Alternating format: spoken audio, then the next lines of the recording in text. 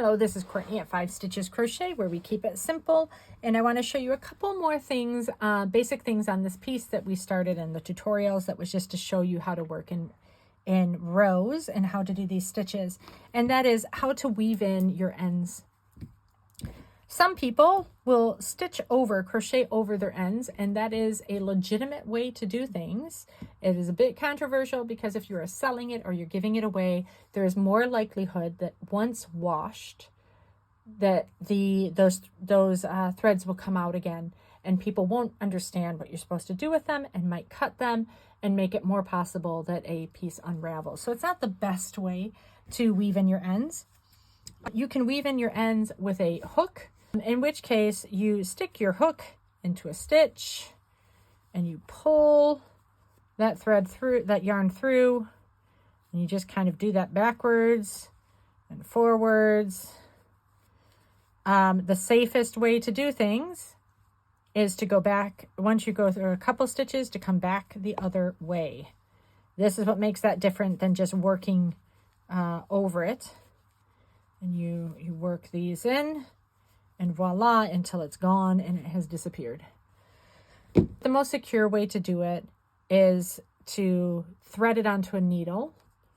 And when you put that needle through, don't follow along the stitches necessarily, but go through the fibers. And that is going to make this a lot more secure. It's going to make it harder for it to come apart. It might not look quite as finished though. So you do need to kind of play with this a bit to figure out what the best way.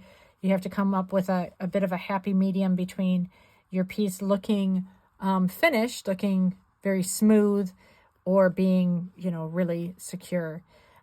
Generally, the longer the threads you leave, the more you'll be able to weave in, which keeps it a bit more secure. But most people will tell you that weaving in a bunch of loose ends is also just a miserable thing to do at the end of a large project like a blanket, for example.